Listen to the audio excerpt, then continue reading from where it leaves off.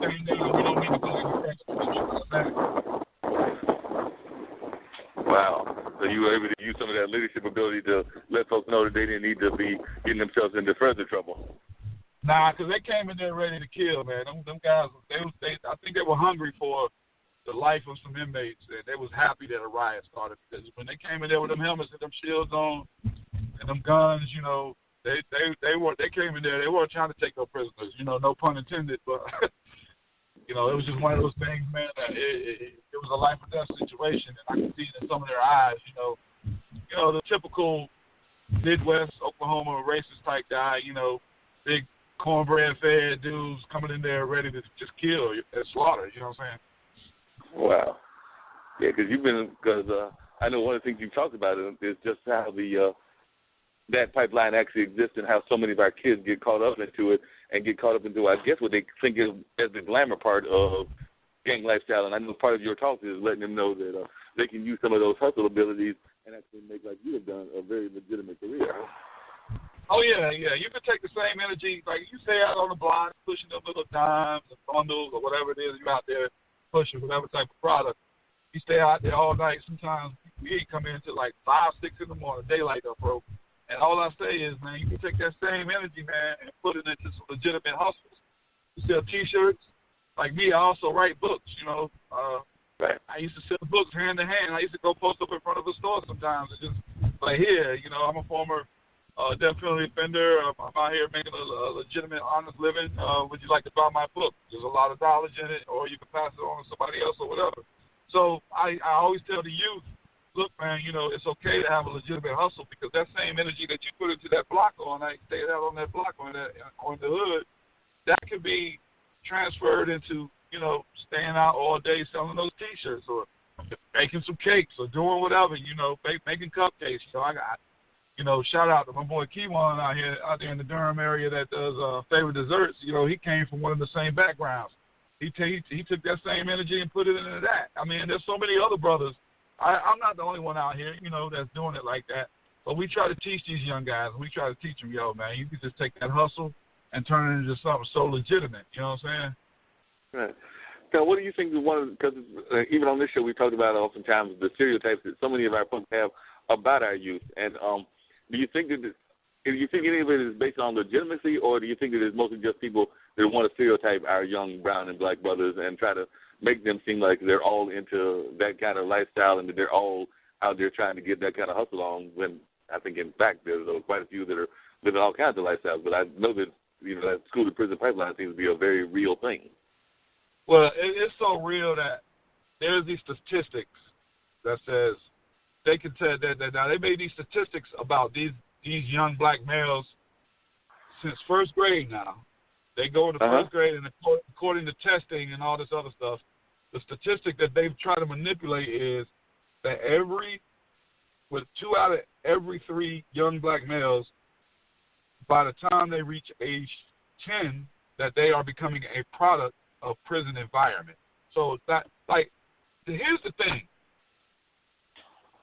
The tongue has the power to speak both death and life.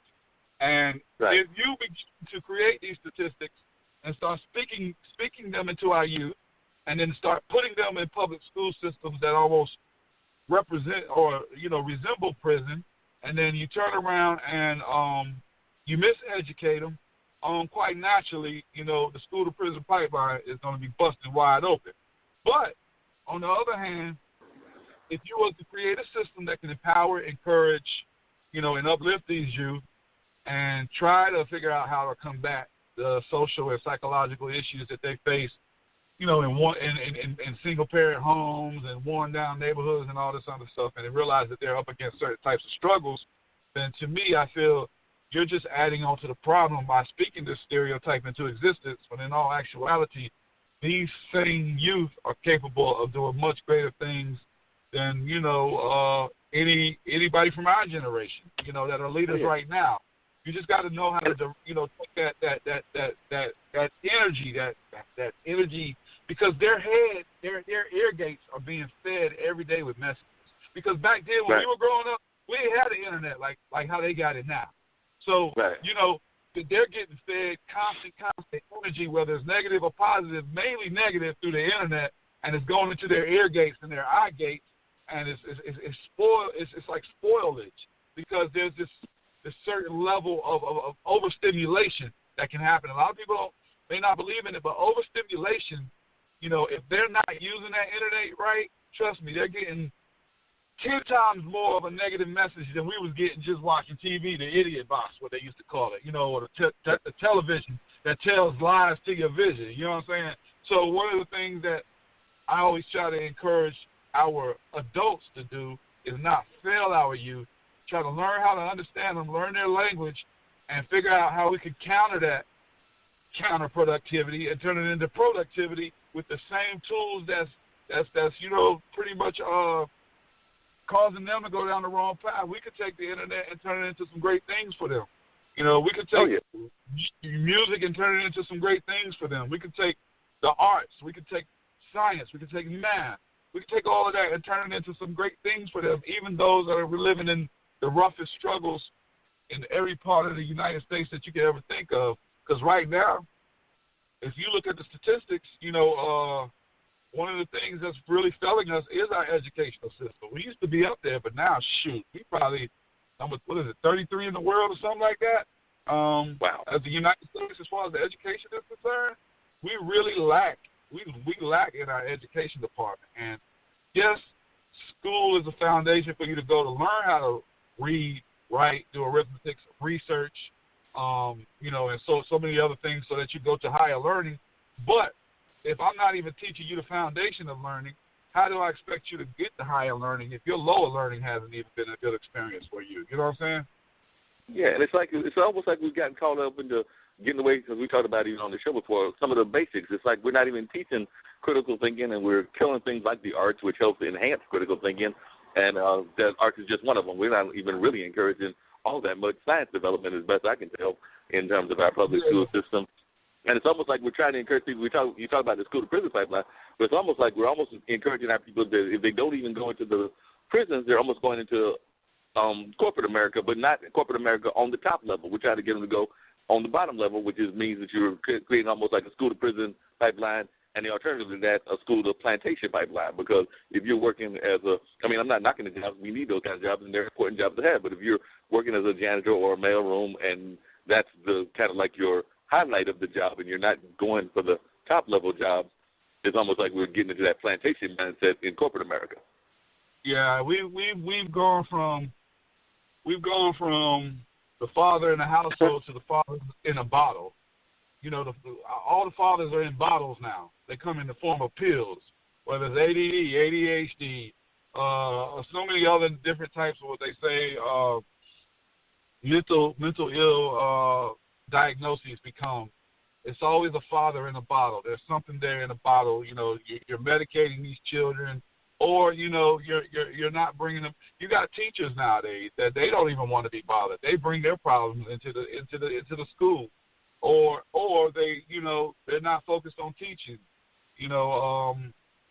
You got so many different types of behavior, and it's crazy that you was talking about. We're getting rid of the arts and stuff like that actually develop parts of the brain. You got your left brain, your right brain, but your left brain and right brain stimulation actually helps your frontal lobe develop even better. And if it's not being stimulated, and your frontal lobe, which is part of the human behavior, is being like really wasted. And by the time you get into your mid-20s to early 30s, your character and your personality hasn't even developed right, because you're not stimulating the right and the left brain with logical and mathematical and artistic and creativity and all that stuff. Because one of the things that, to me, if you are forming or you're molding, have you ever watched a potter create a pot? And while that pot is spinning, he has to put his hand on all sides of that pot while it's spinning, and then mold it, and form it the right way. So if he only has his right hand on the right side of the pot, that pot is not going to form right. So he has to put both hands and go all the way around the form of the right and stimulate the whole pot for that pot to come out right. If that brain is not being touched on both sides, and the front and the back, and not being stimulated correctly, I'm telling you, personality disorders and everything are going to develop. Right.